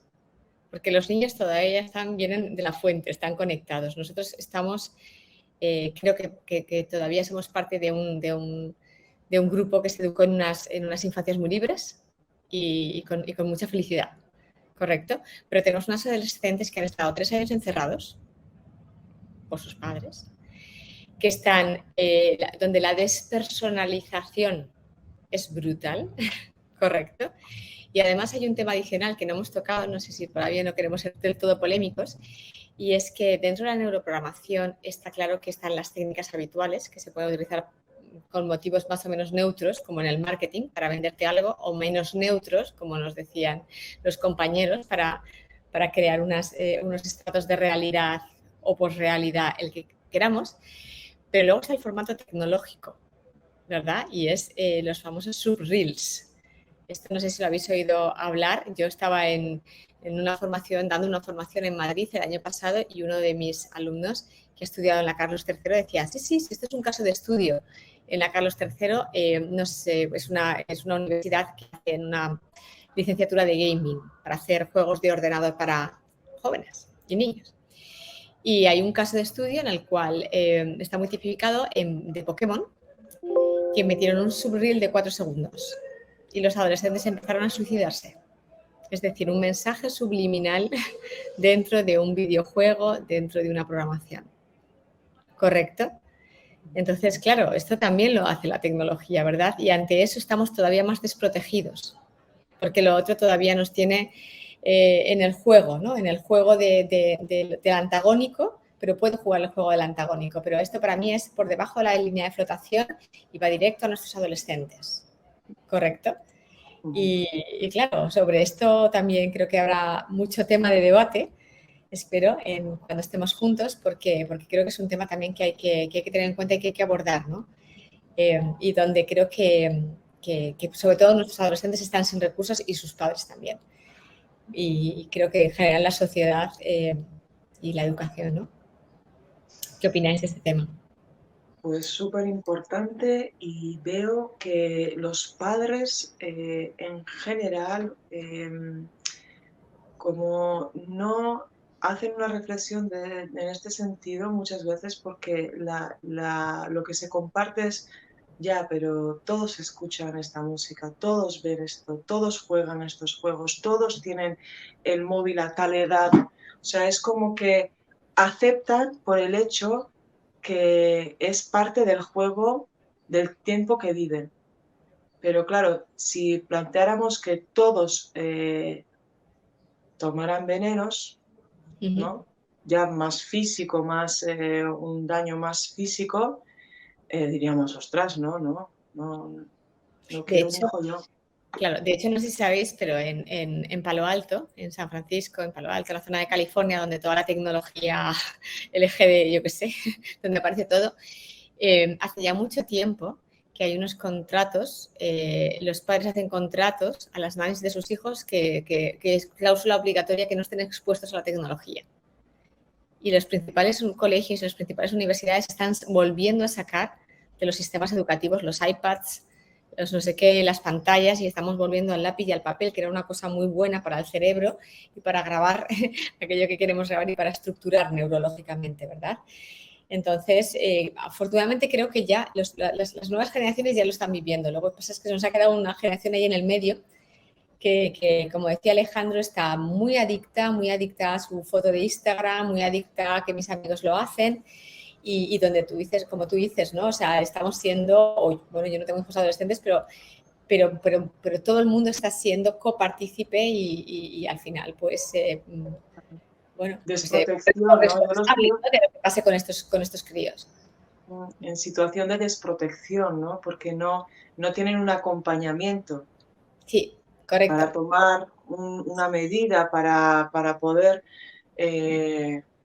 hacer una vida más allá de que tengan un contacto, porque el tiempo pues igual también les facilita estas herramientas, pero que la herramienta te use a ti ya es llegar a un punto de perversión, ¿no? O sea, seamos nosotros los que usemos las herramientas para hacer aquello que decidimos en los momentos, ¿no? Pero se está invirtiendo esto y la máquina ya casi está apropiándose del tiempo y de la atención y los jóvenes, pero se instruye tanto desde los colegios, porque tú dices que se están retirando, pero también es una realidad que en otros sitios se implementan, porque están empezando hasta los 2 años, que evidentemente los primeros años son para ponerles jueguitos, canciones, para hacerle bonito la cosa. Pero luego ya pasan a generar para engancharlos. El cerebro, como muy bien sabemos, el cerebro necesita luces y colores para producir dopamina, ¿no? Con las discotecas. Entonces, claro, estas cosas de los niños, de la producción de dopamina desde muy pequeñitos, de enseguida estar pasando pantallas, ya no se conectan a nada, ya no conectan a nada. Están todo el rato con la necesidad de cambio. Claro, ya los hicimos, o sea, hacemos a los niños pequeños adictos a su propia dopamina, a las primeras edades, ¿no? Y los circuitos neuronales pues, se van acortando. Porque los impulsos están siendo repetidos y de la misma forma y entonces no hay una ampliación, no hay una relación, no hay una capacidad de hemisferio derecho-izquierdo, relación, razonar, sentir. Se pierde eso como en un acto de respuestas instantáneas, de reacciones ya predeterminadas. O sea, es una robotización de alguna forma, ¿no? De hecho, ¿cuánta gente, después de esos 3 años donde se ha teletrabajado mucho, nos hemos contactado poco y ha habido demasiada pantalla? ¿Cuánta gente adulta luego reporta, he perdido memoria, no me centro, no puedo leer un libro porque no puedo estar más de 10 minutos leyendo porque se me va la cabeza, ¿verdad? Entonces, imaginaos los adultos que venimos de una mente entrenada a otra cosa. Ya no te digo los jóvenes que todavía nunca entrenaron la mente y ya solamente se acostumbraron a esta dopamina rápida, ¿no? Y esta dopamina rápida lo que hace es dar recompensas inmediatas y acostumbrarlos a eso. ¿Para qué voy a esforzarme a obtener la recompensa de un trabajo que me ha llevado un tiempo elaborarlo hasta obtener, la meta que yo me había marcado? si puedo tener esa dopamina ya, ¿no? Viendo un vídeo de TikTok. Y claro, eso es una disrupción muy fuerte en el cerebro y se está viendo ya, ¿no? Hace poco yo veía que en España han caído los niveles de lectoescritura en los coles. Sí. O sea que, y se preguntan por qué ha pasado, ha sido la pandemia, que todavía, qué tal, cuando está claro que la adicción tecnológica pues crea eso, es algo bastante claro, pero ¿quién se atreve a dar marcha atrás retirando los iPads de los coles cuando Se lo han está vendido como una especie de alfabetización tecnológica sin la cual nos quedamos atrás en no sé qué tren del progreso? Es extraño, ¿no? Porque yo no toqué un ordenador casi hasta los 18 años y pues creo que no estoy muy en la edad de piedra, ¿no? Pero lo venden como una necesidad, ¿no? El imperativo tecnológico lo venden así. Y bueno, pues yo Lo creo que venden ahí... las marcas comerciales. Como ¿Eh? estoy viendo en otros países, un poquito que van un poquito por delante, pues ya están retrocediendo esta tendencia, ¿no? En Suecia, me parece que ya van a retirarlo en Suecia, ya han tenido ese acto de humildad que es bastante poco frecuente en las instituciones de decir, oye, igual nos hemos equivocado con esto y no es Correcto. tan necesario ni para evitar virus ni para hacerlos más inteligentes porque lo que crea es eso, es un atontamiento, ¿no?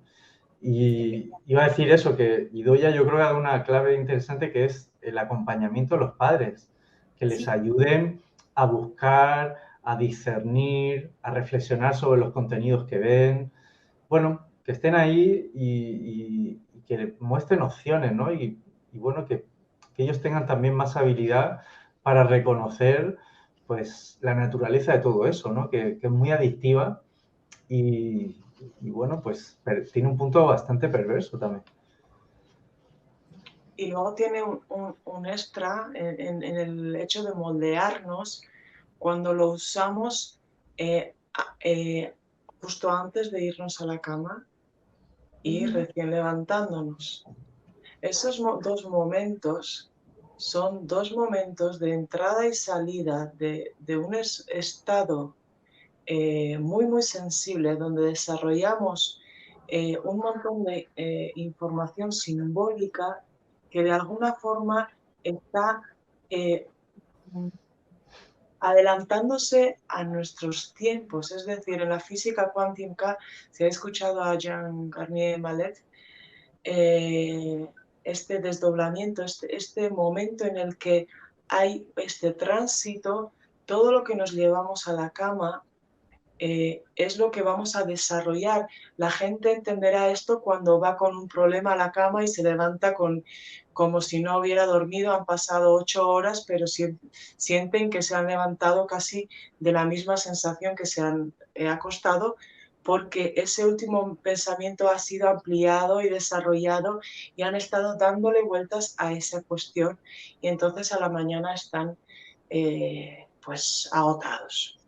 Entonces, una de las formas para poder cambiar nuestro futuro, entre tantas que tenemos de lo físico, lo emocional, es atender ese último momento del día y aterrizar para poder hacer un descanso con una mirada y con un enfoque de calma, de apertura, de comprensión, que ojalá nos venga la información, incluso, ¿no? La almohada, siempre se ha dicho, voy a consultar con la almohada, ¿no?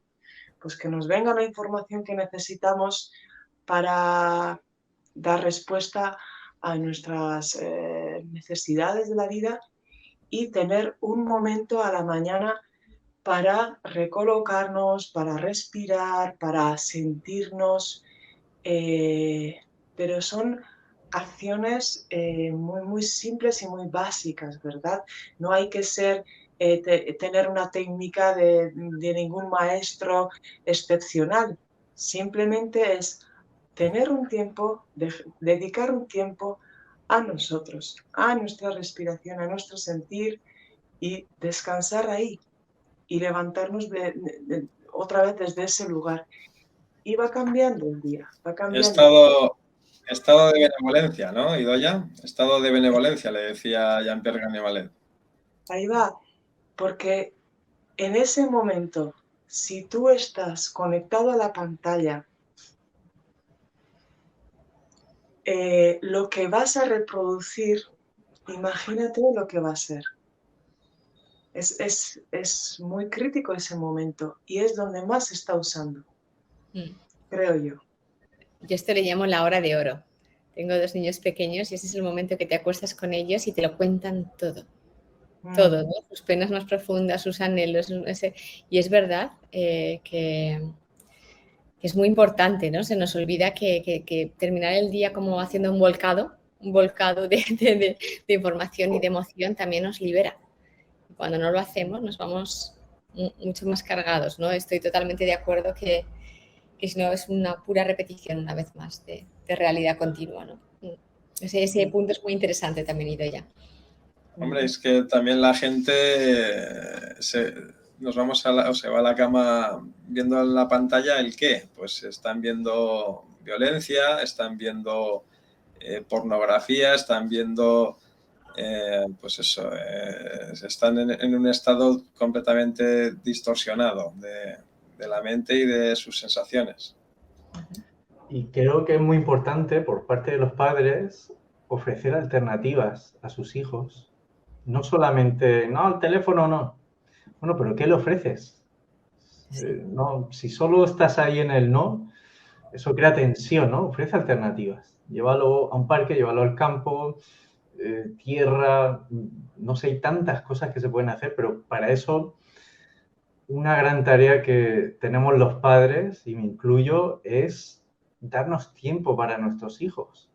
Hacer renuncias voluntarias a cosas secundarias para priorizar el acompañarlos, estar presentes, vivir con ellos, bueno, una infancia pues que haya mucho encuentro, ¿no? Y bueno, eso es un gran reto. Pero sobre todo eso, crear alternativas. Yo el otro día, por ejemplo, le ponía a mi hija un tocadiscos y era impresionante cómo ella miraba la música, miraba con asombro, ¿qué es eso que sale de ahí?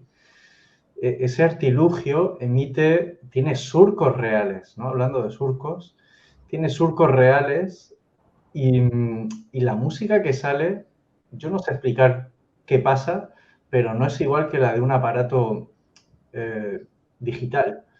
Es una música que te mete en una frecuencia de paz, de serenidad, de atención. Y en mi niña que tiene 3 años es muy claro. Entonces, bueno, pues ofrezcámosles alternativas. Esto implica más a los padres y creo que es interesante también ver la paternidad como un proceso de transformación interior, porque si no, los niños, bueno, pues molestan, estorban, le pongo la pantalla, que se entretenga, que me deje tranquilo un rato, pero pues eso también tiene unas consecuencias, ¿no? Entonces, pues la paternidad creo yo que ha de ser vista como una oportunidad de revisar, ¿no? ¿Quién soy? ¿Qué heridas tengo pendientes? ¿Por qué me cuesta estar con mi hijo? Y aprender a estar más presente con ellos, en qué hacen, en sus juegos, en esas conversaciones que vienen de noche. Eso pues también requiere revisar, ¿no? Revisar cómo estoy viviendo la paternidad.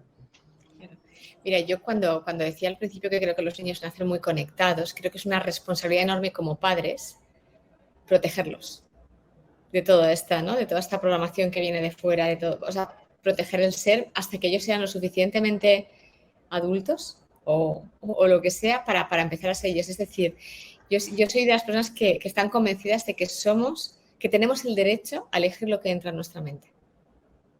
Y mientras nuestros hijos sean pequeños, tenemos que preservar lo que entra en la suya, ¿verdad? Entonces, creo que eso es una enorme responsabilidad. Y me preguntaban el otro día en la radio, ¿qué es esto? Tú siempre dices que somos responsables de nuestra existencia. Pero bueno, pues es que somos responsables de vivir en mayúsculas. Y eso implica saber lo que entra en nuestro cerebro y por lo tanto lo que luego va a salir en el formato de la realidad que creemos, ¿no? Y desde luego conlleva una gran responsabilidad y acción, o sea, no solamente sí, bueno, estoy, pero además contrarrestar, ¿no? En estos momentos en que nos encontramos, que realmente hay que contrarrestar activamente todo lo demás que sí o sí va a llegar, ¿no? Porque incluso cuando apagamos la tele, da igual, viene por otro lado, ¿no? Entonces, creo que contrarrestar activamente, ser capaces de contraargumentar. Yo en el tiempo que vivía en Alemania, los alemanes tienen una frase muy característica que es hay que. Esto es así, hay que hacer esto, hay que hacer lo otro y esto es así. Y yo siempre decía, ¿quién lo dice? Se olvida locos. O sea, cuestionarnos, ¿no? Pero ¿esto quién lo dice? Esta verdad, esta creencia, ¿de dónde ha salido? ¿Quién lo dice? Incluso las propias, ¿eh? O sea, ¿quién dijo que los niños tengan que no sé qué? ¿Quién dijo que las pantallas sean mejores para estudiar? ¿Quién dijo que creo que este cuestionamiento ya empieza a poder modular hasta lo que ya tenemos dentro? ¿Verdad? O sea, el cuestionamiento, claro, yo cuando me dicen, es que los escépticos son geniales, lo peligrosos son los dogmáticos, ¿verdad? El escepticismo nos hace cuestionarnos hasta nosotros mismos a cada paso y eso es una gran ventaja, ¿no? Entonces, creo que un poco el antídoto a toda esta programación es preguntarse, ¿esto es válido para mí? Pues si no es válido para mí, no lo compro. Por lo menos lo dejo en duda, ¿no? No me lo compro de entrada y no lo admito como una realidad. Y desde luego con nuestros hijos lo mismo, enseñarles a decir, bueno, tú hasta que no tengas claro, lo dejas en suspenso al menos, ¿no? En relación a la maternidad y paternidad, me parecen que es un estado sagrado, que la sociedad tiene que recuperar el valor de lo que es maternar, paternar. Creo que lo que se está haciendo es una manipulación muy fuerte también en este sentido para que no nos sintamos con esta experiencia, con la grandeza, ¿no? Lo que nos ofrece a las mujeres y a los hombres a través de esta experiencia vivirla. No digo que todos tengamos que elegir este camino, pero sí vivirla con toda la grandeza y no como esa necesidad de estar siempre públicamente y socialmente visibles y activos, sino que nos permitimos recogernos en la casa cuando la situación es así, cuando tenemos niños pequeños y sabemos que ese es nuestro lugar, ¿no? Cuando yo escucho a los padres jóvenes con 1 año y ya queremos recuperar nuestra vida de pareja, digo, pero ¿cómo es eso? O sea, ¿qué pensabais que era tener un hijo, no? O sea, ¿dónde es? Entonces, como hay como una adolescencia que se quiere perpetuar de por vida, esa imagen juvenil, también estéticamente, pero también social o en la en el ocio, ¿no? Entonces, preferimos estar con la cervecita que estar atendiendo las necesidades de los niños, jugar con ellos, interactuar, vincularnos. Entonces, hay que revisarse esto. Y todo esto también me parece importante que hasta hace unos años esta vivencia era acompañada por el entorno cercano, cosa que ahora las madres y los padres se ven muy solos, ¿no? Sobre todo las madres que tienen esa función tan importante en darle cobijo al bebé, se sienten muy solas. Y en el País Vasco había una tradición que todavía en unos pueblos sigue vigente o se suele escenificar, pero casi es como un recuerdo, casi que era una fiesta de las mujeres mayores, ¿no? Unas mujeres acholorrá se llamaba, y eran las mujeres que ya habían criado o que ya no estaban en su edad fértil, pero eran las que acompañaran a las nuevas madres en su nuevo proceso.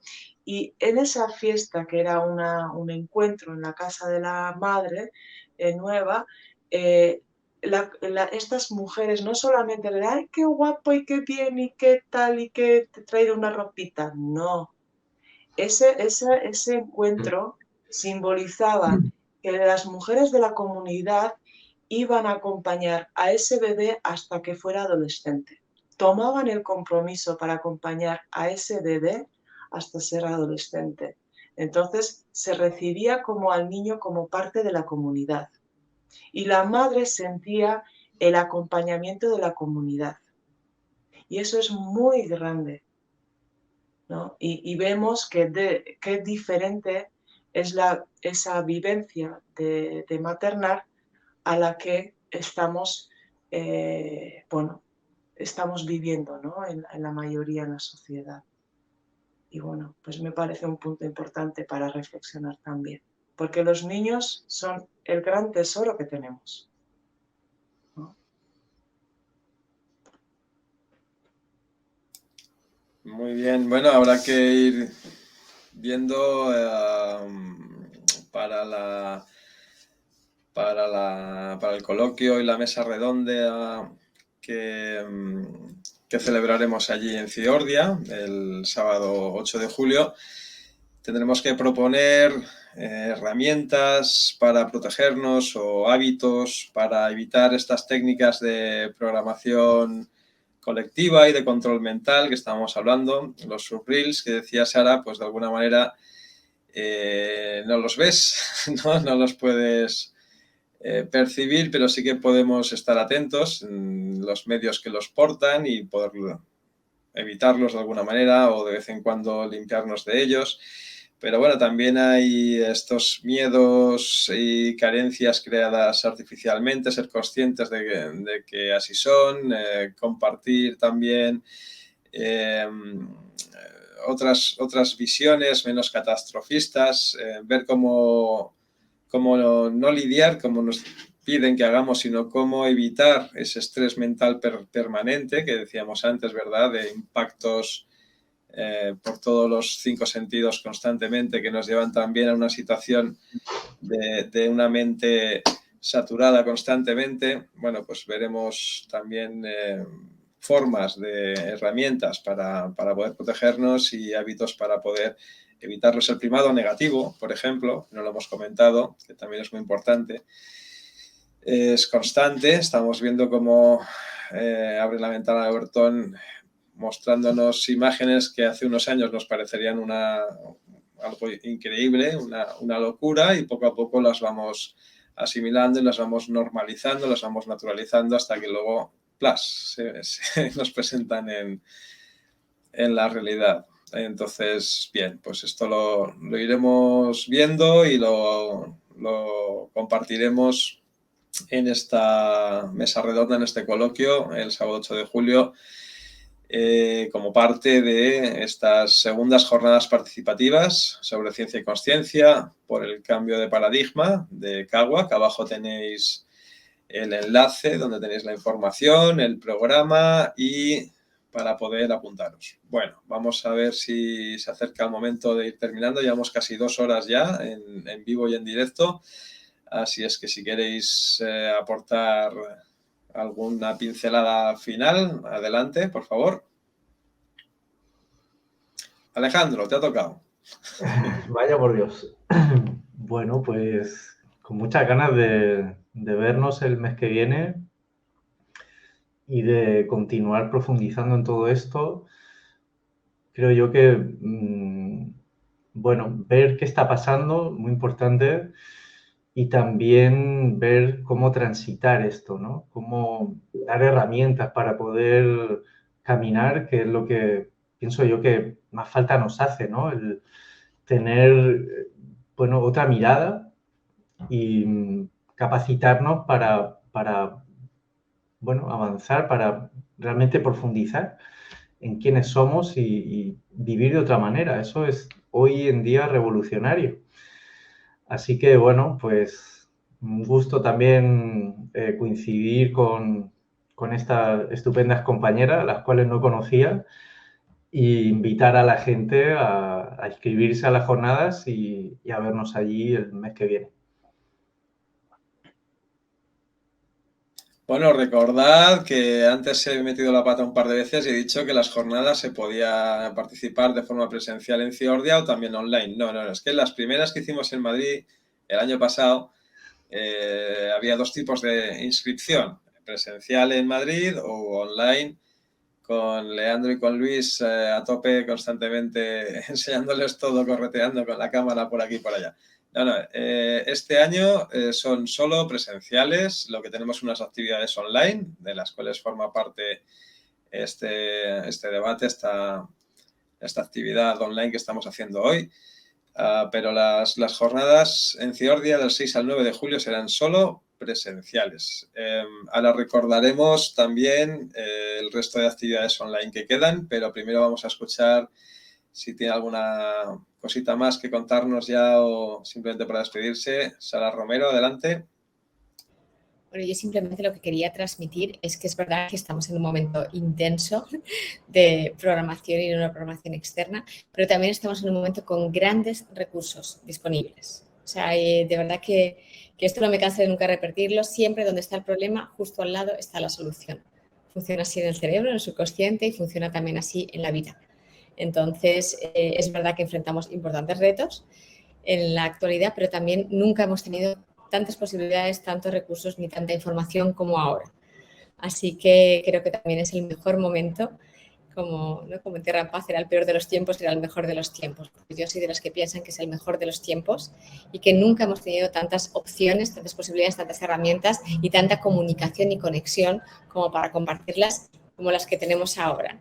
Así que es pues una invitación para todo el mundo que se sienta así intranquilo con todas estas cosas para saber que desde luego nada de todo esto es algo que no tenga solución y que además pues creo que estamos en el lugar correcto.